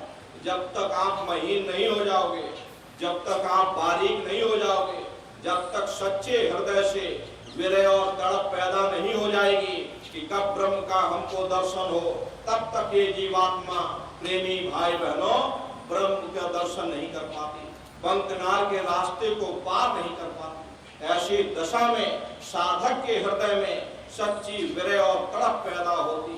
खाना पीना बोलना उठना साधक का बिल्कुल कम हो जाता है तो दुनिया वाले सोचते हैं कि पता नहीं इसको कौन सा रोग लग गया, ये न खाता है न पीता न बोलता न बतियाता है। प्रेमी भाई बहनों, ये रोग जो है अंतर का रोग है, इसे कोई समझ नहीं रख सकता। मीराबाई को ये रोग लगा। मीराबाई ने लिखा, मैं मिल जाए पाए पियो अपना, तब मेरी पीर बुझानी, मीरा सुरत शब्द सहलानी। अरे हस हस कंत न पाइया और जिन पाइया तिन रोए, जिन्होंने भी उस मालिक को पाया रो रो करके पाया, किसी ने हंसकर नहीं पाया। और यही दशा हमारे आपके अंदर भी होना चाहिए। प्रेमी भाई बहनों, गुरु सब देखते रहते कि साधक के अंदर क्या स्थिति चल रही। जब तक सच्चे हृदय में विरह और तड़प पैदा नहीं होगी ये जीवात्मा कभी बंकनाल के रास्ते को पार नहीं कर सकती। इसलिए महात्मा समझाते हैं भाई हृदय में विरह और तड़प पैदा करो। जब विरह और तड़प पैदा होगी, एक चाह उठेगी कि कब ब्रह्म का हमको दर्शन हो जाए, तब ये जीवात्मा बंकनाल के रास्ते को पार करके त्रिकुटी धाम में पहुंच जाते, तब जाकर के ब्रह्म का दर्शन होता है। प्रेमी भाई बहनों, ब्रह्म का दर्शन करने के बाद फिर ये जीवात्मा तीसरे मंडल के शब्द को पकड़ करके तीसरे मंडल की चढ़ाई करती। आगे पहुंची शून्य घंटा, रंकार ध्वनि सुनी पुकार, आगे श्वेत शून्य है भाई और मान सरोवर बैठ नहाई। इसी के ऊपर तीसरा देश आता जिसे महात्माओं ने शून्य देश कहा, उसी को रारंग देश कहा जाता, उसी को अक्षर और नेति कहा जाता। वहाँ के जो मालिक हैं वो रारंग पुरुष हैं यानी पार ब्रह्म पुरुष हैं। वहाँ किंगरी और शारंगी दो धुनें उस लोक में बराबर गूंजती रहती है और पार ब्रह्म पुरुष का जो स्वरूप है पूर्णमासी के चंद्रमा के समान बड़ा ही मनमोहक स्वरूप है। इसी स्थान पर प्रेमी भाई बहनों एक बहुत बड़ा अमृत का सरोवर बना है जिसे महात्माओं ने मान सरोवर कहा। वो मान सरोवर कितना लंबा, कितना चौड़ा, कितनी उसकी गहराई है, आज तक उसकी कोई था नहीं लगा पाया। महात्माओं ने सिर्फ इशारों में वर्णन कर दिया। इस संसार में जो समुद्र है ऐसे अरबों खरबों समुद्र उस मान सरोवर में डाल दिए जाए तो उसकी एक बूंद के बराबर नहीं। इतना विशाल वो अमृत का सरोवर। जब महात्माओं ने उसको देखा तो हम जीवों को समझाने के लिए किसी ने उसका नाम गंगा रख दिया, किसी ने उसका नाम जमुना रख दिया, गुरु नानक साहब ने अमृतसर रख दिया। जब ये जीवात्मा उस अमृत के सरोवर में स्नान करती है तो जन्म जन्मांतरों के ये मैले पाप कर्म साफ हो जाते। अरे यहाँ के पानी से कर्मों की सफाई नहीं होने वाली, ये जो बाहर का पानी है ये प्रेमी भाई बहनों ये आपके शरीर के मैल को धो सकता, लेकिन जो पापों का मैल है, जो अंतःकरण में गंदगी जमा, वो जब साफ होगी जब आप तीसरे मंडल पर पहुंच करके उस गंगा में डुबकी लगाओगे। उसमें स्नान करने के बाद ये जीवात्मा हंस रूप हो जाती। हंसन मिले हंसा हो जाए, मिले जो अमी आहारा है। जीवात्मा का खुद का प्रकाश अमृत के सरोवर में स्नान करने के बाद 16 सूर्य के बराबर हो जाता। तब फिर यही जीवात्मा फिर शब्द की धार को पकड़ करके फिर चौथे मंडल की चढ़ाई करती।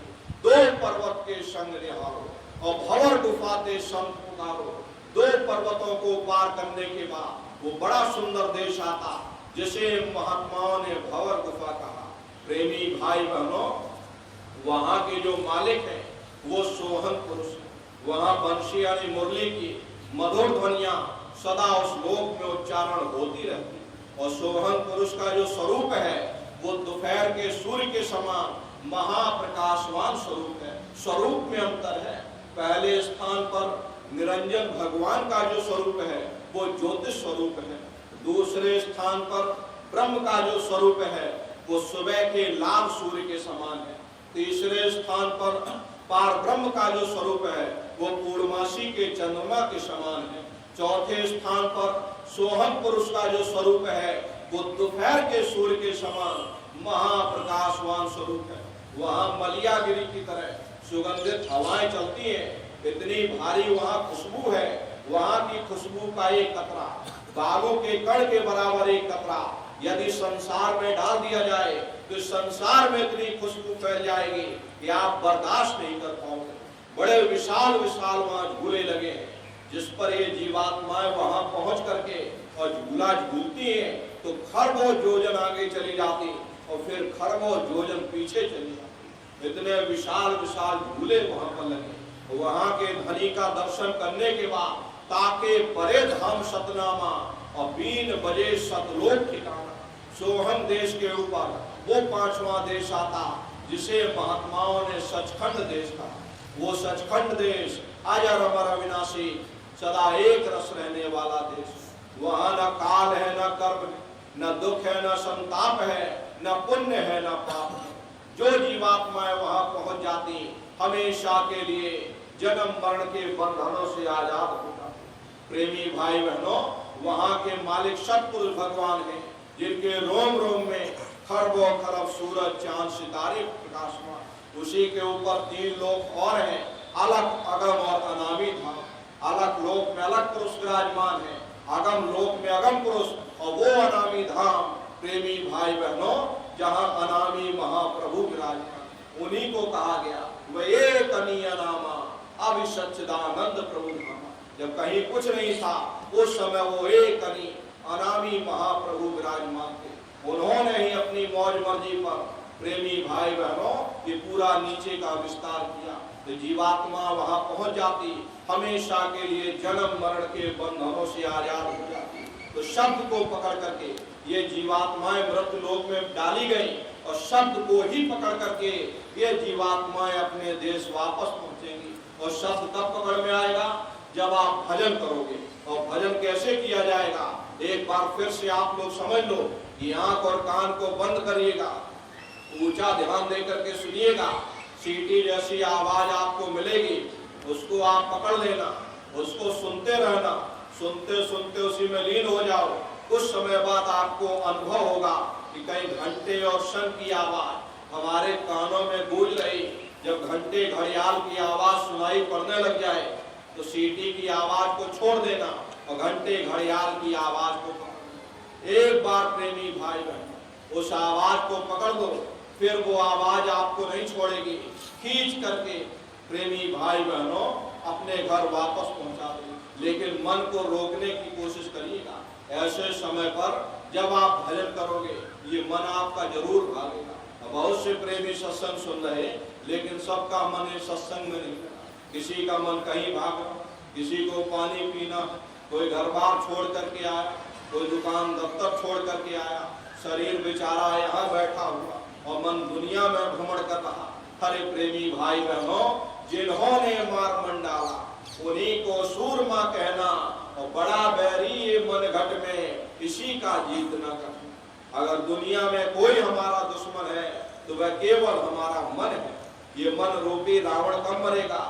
जब आप 9 द्वारों पर फतेह हासिल करके यहाँ 10वें द्वार पर चढ़ जाओगे, तब सही मायने में विजयदशमी मनाई जाएगी, सही मायने में तब दशहरा मनाई जाएगी, तब ये मन रूपी रावण मरेगा।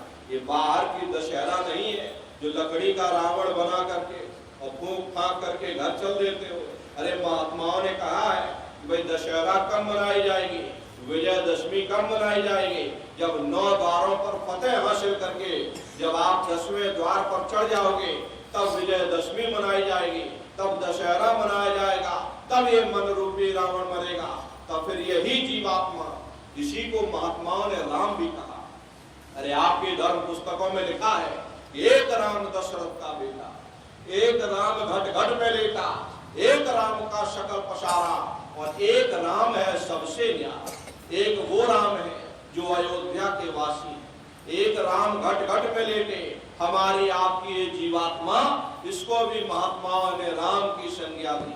और एक राम का शकल पसारा, यानी प्रेमी भाई बहनों, पहले स्थान के मालिक निरंजन भगवान, जिनको तीनों लोकों का मालिक कहा गया, जिनको त्रिलोकीनाथ कहा गया, जिनकी ये पूरी कायनात है, महात्माओं ने कहा एक वो राम है। और एक राम है सबसे न्यारा। प्रेमी भाई बहनों, जो सबसे न्यारे अनामी महाप्रभु, उनको कहा एक वो राम है। तो महात्मा को उस राम की महिमा गाते। तो महात्माओं ने कहा है कि जब ये मन रूपी रावण मर जाएगा, तब ये जीवात्मा ये राम शब्द को पकड़ करके और जब अपने घर अयोध्या नगरी में पहुंचेगी और निरंजन भगवान का दर्शन करेगी, यानी ज्योतिष स्वरूप का दर्शन करेगी, तब सही मायने में दिवाली मनाई जाएगी। तो महात्माओं का अपना एक आध्यात्मिक उद्देश्य रहा। तो भजन करने का तरीका आपको बताया गया। कान को बंद करना, ऊंचा ध्यान दे करके, मन को रोक करके गौर से आवाज को सुनने की कोशिश करिएगा। वो घंटे घड़ियाल की आवाज वो आपको सुनाई पड़ेगी, उसको आप पकड़ लेना, बस उसको सुनते रहना, सुनते सुनते उसी में लीन हो जाओ। आप उसमें लीन हो जाओगे, वो आवाज आपको खींच करके शरीर से अलग कर देगी। इसका मतलब ये नहीं है कि आप शरीर से अलग हो गए और आप मर जाओगे, मरते नहीं है। प्राणों की डोरी बनी रहती है। शरीर और जीवात्मा के बीच में जो प्राणों की डोरी होती है, वो डोरी बंधी रहती है। प्रेमी भाई बहनों, ये जीवात्मा ब्रह्मांडों की सैर करेगी और घूम करके फिर अपने घोंसले में वापस चली आएगी, अपने मकान में फिर आप वापस चले आओगे। ये शरीर आपका एक मकान है, इससे ज्यादा कुछ नहीं है। आप शरीर नहीं हो, बस शरीर में रहते रहते आपको ये मालूम हो गया, एक अज्ञान, एक भ्रम छा गया है कि नहीं हम ही शरीर है। अरे आप शरीर नहीं हो, ये शरीर तो आपका मकान है जिसके अंदर आप रह रहे हो। आप जीवात्मा हो।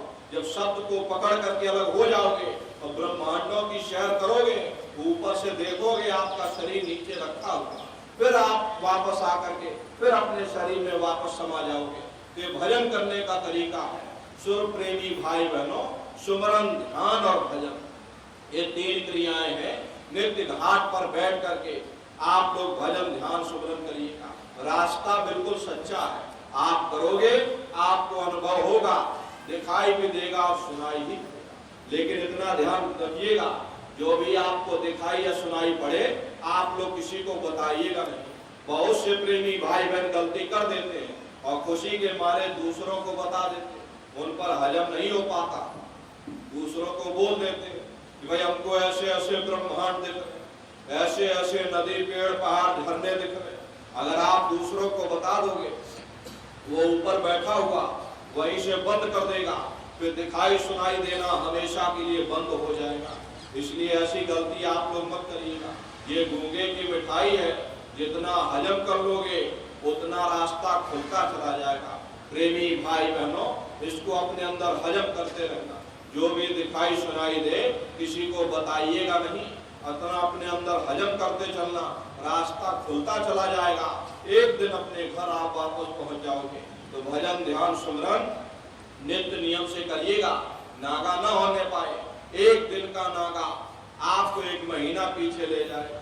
अरे शरीर को भोजन देते हो, सुबह दोपहर शाम रात खाते रहते हैं, लेकिन कभी आपने विचार किया ये जीवात्मा जो जन्म जन्मांतरों से भूखी प्यासी बैठी, कभी आपने इसको भोजन नहीं दिया। अरे इसका भोजन शब्द है, इसका भोजन नाम है। अपना ये नियम बनाइए कि पहले अपनी जीवात्मा को भोजन देंगे, फिर अपने शरीर को भोजन देंगे। अगर ये नियम आपने बना लिया तो आपका लोक भी बन जाएगा और परलोक भी बन जाएगा। तो प्रेमी भाई बहनों, अपना अपना नियम बनाइएगा। घर बार छोड़ने की जरूरत नहीं है, बाल बच्चों को छोड़ने की जरूरत नहीं है, दुकान दफ्तर छोड़ने की जरूरत नहीं है, जंगलों पहाड़ों में भटकने की जरूरत नहीं है, साधु सन्यासी और बाबा बनने की जरूरत नहीं है। अरे भाई, अपने अपने घर परिवार में रहिएगा, अपने अपने घर गृहस्थी में रहिएगा, बाल बच्चों की सेवा करिए, मेहनत ईमानदारी से काम करिए और 24 घंटे में घंटा 2 घंटा अपने जीवात्मा के कल्याण के लिए सुरत शब्द नाम की कमाई यानी सुमरन ध्यान भजन करिए। सुरत शब्द नाम की कमाई करना और सब जतन दूर करना। कोई दूसरा उपाय करने की जरूरत नहीं, कोई तीसरा तरीका अपनाने की जरूरत नहीं। ऐसा मत करिएगा कि गंगा गए तो गंगा राम हो गए और जमुना गए तो जमुना दास बन गए। जप भी कर लो, तप भी कर लो और पूजा भी कर लो, पाठ भी कर लो, कोई ना कोई उपाय कारगर होगा ही। हरे नर नारियों, इस बात को हमेशा ध्यान रखिएगा कि जो पानी 100 सुराखों से बहेगा वो कभी खेत नहीं सींच सकता। अगर हम अपने ध्यान को चारों तरफ फैलने देंगे, हम कभी कुछ भी प्राप्त नहीं कर सकते। इसलिए चारों तरफ से अपने ख्याल ध्यान को समेट करके एक काम करो, सुरत शब्द नाम की कमाई करो। सुरत शब्द नाम की कमाई यही जीवन का एकमात्र आधार है। अरे नर नारियों, यही दौलत तुम्हारे साथ जाएगी। विरह और तड़प के साथ घाट पर बैठ करके हाजिरी देते रहो। अरे जब तड़प पैदा होगी, विरह पैदा होगी, वो मालिक आप पर दया करेगा। प्रेमी भाई बहनों, ये परमार्थी रास्ता है और इस परमार्थी रास्ते में हमेशा परमार्थी चाह बनी रहनी चाहिए। संसारी इच्छा और वासना के कारण ही सूरत इस मिट्टी की काया में फंसी हुई है। यदि संसारी इच्छा और वासना समाप्त हो जाए तो ये जीवात्मा हमेशा के लिए जन्म मरण के बंधनों से आजाद हो जाए। लेकिन अधिकतर ये देखा गया कि हम दुनिया के जीव संसारी इच्छा और वासना में ही फंसे रहते। कोई कुछ मांगता, कोई कुछ मांगता, वह दुनिया के साजो सामान को मांगने में ही अपना पूरा जीवन समर्पित कर देते। ऐसी दीवानी दुनिया और भक्ति भाव नहीं बूझे और कोई आवे तो बेटा मांगे यही गुसाई दीजिए। कोई आवे दुख का मारा हम पर कृपा कीजिए और कोई आवे तो दौलत मांगे भेंट रुपया लीजिए। कोई रचावे ब्याह सगाई सुनत गुसाई रीझे और साचे का कोई ग्राहक नहीं झूठा जगतपति जे और कहे कबीर सुनो भाई साधो अंधों को क्या कीजिए। प्रेमी भाई बहन, कोई बेटा मांगता, कोई बेटी, कोई धन दौलत, कोई जमीन जायदाद। प्रेमी भाई बहनों, इस जड़ संसार में ये मन की ख्वाहिशें, मन की मांगे न कभी किसी की पूरी हुई और ना ही कभी हो सकती। मान लो आपकी एक इच्छा पूरी कर दी, ये मन दूसरी इच्छा लेकर खड़ा हो जाएगा। मान लो दूसरी इच्छा पूरी हो गई, ये मन तीसरी इच्छा लेकर के खड़ा हो जाए। ये मन की ख्वाहिशें हैं जो कभी जीवन भर पूरी नहीं हो सकती है। इसलिए प्रेमी भाई बहनों, अपने सतगुरु से, अपने मालिक से केवल मालिक को ही मांगो। रबिया बसरी मुसलमानों के अंदर बड़े मशहूर महात्मा हुआ करते थे। वे अपने कलाम में लिखती हैं कि हे परमात्मा, ये जो तूने दोजख या नरक बनाए, अगर मेरा वश चले तो मैं इनमें आग लगा दूं। हे परमात्मा, ये जो तूने स्वर्ग या बहिष्ठ बनाए, अगर मेरा वश चले तो मैं इनको समुद्र में डुबो दूं, ताकि ये दुनिया के जीव ना तो तेरे नरकों के भय से तेरी भक्ति करे, ना कोई स्वर्ग की आशा रखकर तेरी भक्ति करे। जो मालिक के प्यारे होते हैं वे केवल उस मालिक को प्राप्त करने के लिए ही उस मालिक की भक्ति करते हैं। प्रेमी भाई बहनों, ये मालिक की भक्ति केवल मालिक को पाने के लिए करो। परमात्मा सब जानता, प्यारे बेटे को बाप से मांगने की जरूरत नहीं पड़ती। बाप खुद चाहता है कि अपने प्यारे बेटे को सब कुछ दे दिया जाए, लेकिन प्यारा बेटा बनने की कोशिश करो। जब तुम प्यारे बेटे बन जाओगे, वो मालिक आपको सब कुछ दे देगा। इसलिए प्रेमी भाई बहनों, विषय विकारों को अपने अंदर से निकाल दो, अपने हृदय रूपी बर्तन को साफ करो। जब बर्तन ही हमारा गंदा रहेगा तो दूध तो फट ही जाएगा। दया की धार जो आती है, जब हमारा बर्तन गंदा है, वो धार भी फट जाएगी। इसलिए पहले अपने बर्तन को, ये हृदय रूपी बर्तन को साफ कर लो। सेवा के द्वारा प्रेमी भाई बहनों, ये बर्तन की सफाई होती है। सेवा कई प्रकार की होती है, तन की सेवा, धन की सेवा, फिर होती है मन की सेवा।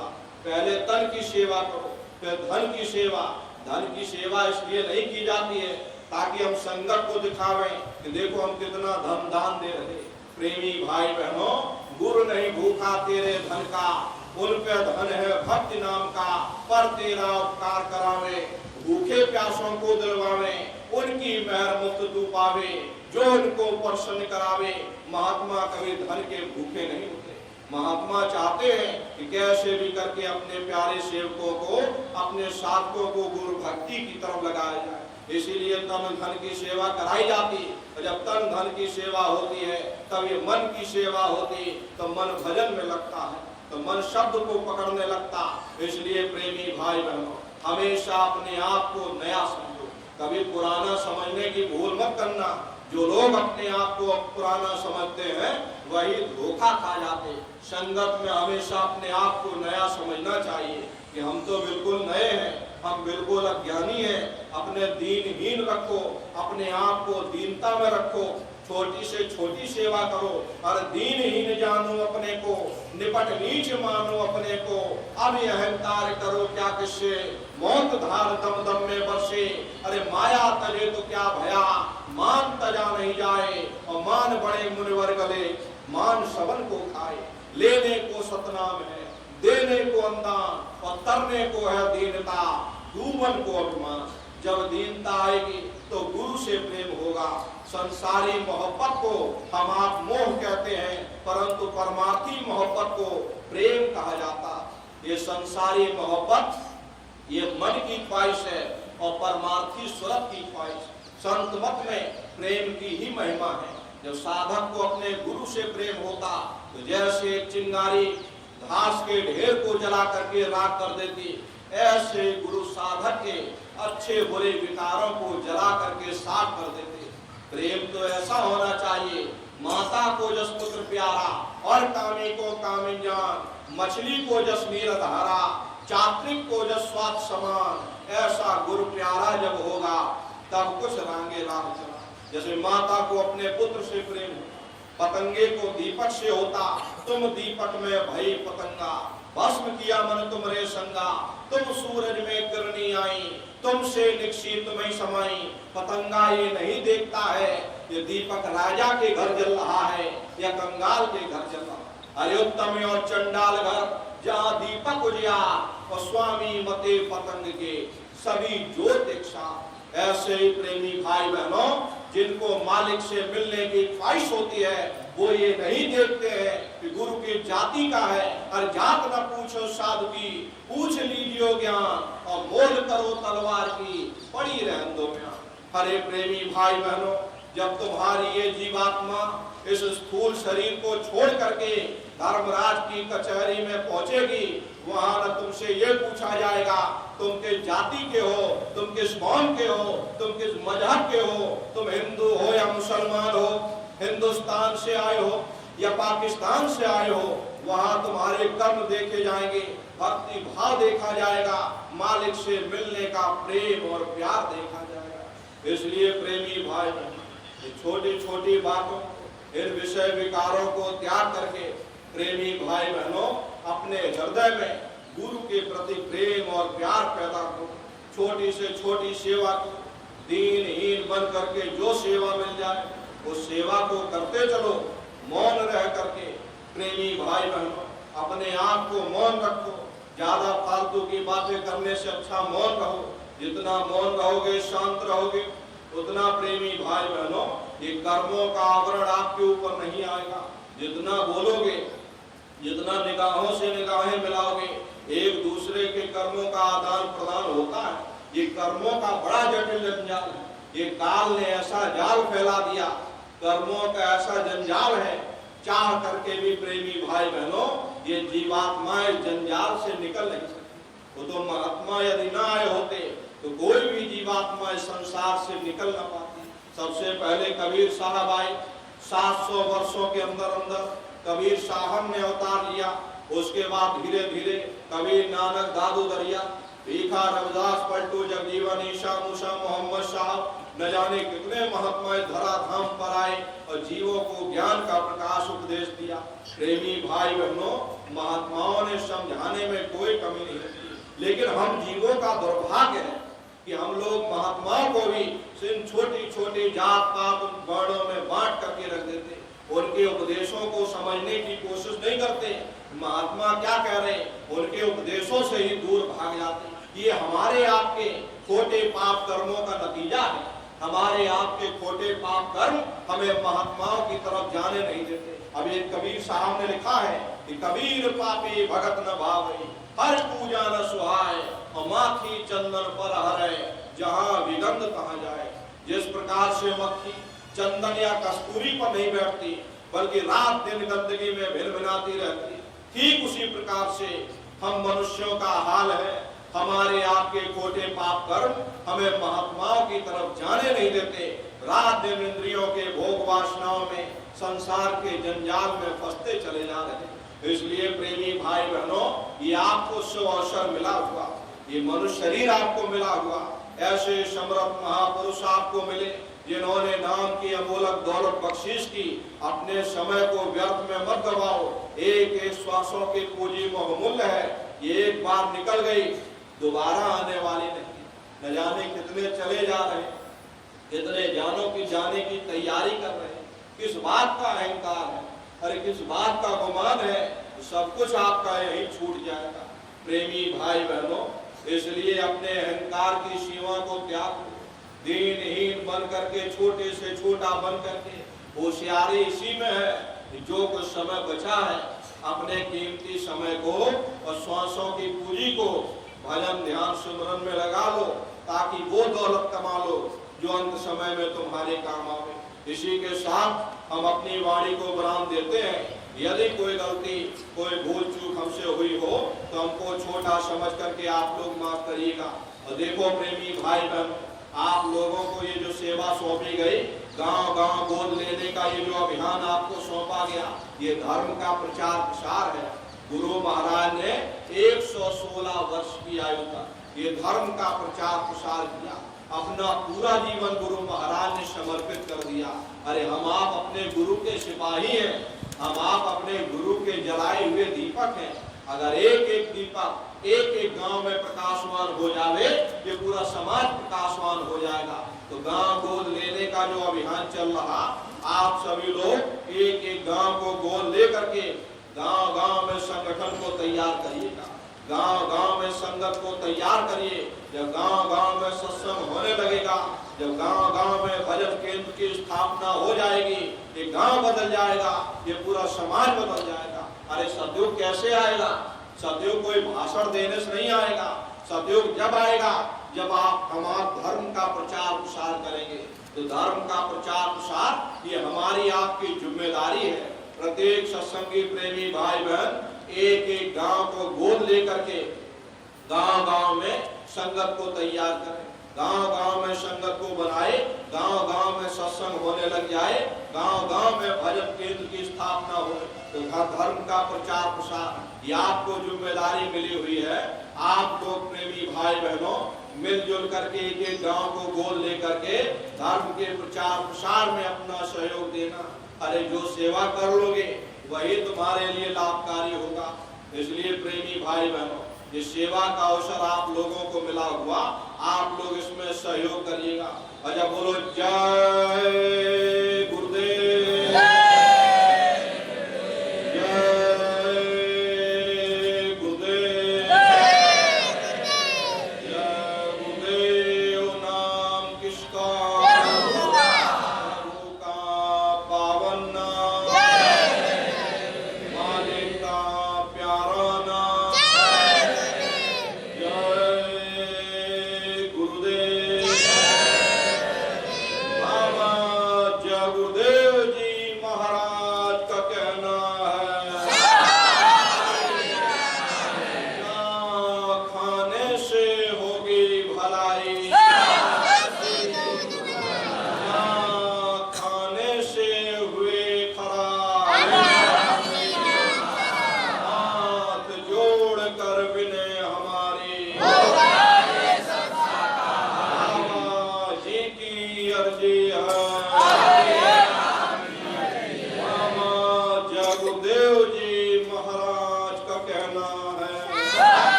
अब जो भी प्रेमी भाई बहन श्रद्धा भाव सेवा लाए होंगे, ये झोली वाले प्रेमी आपके बीच में है, आप अपनी सेवा झोली में डाल देंगे।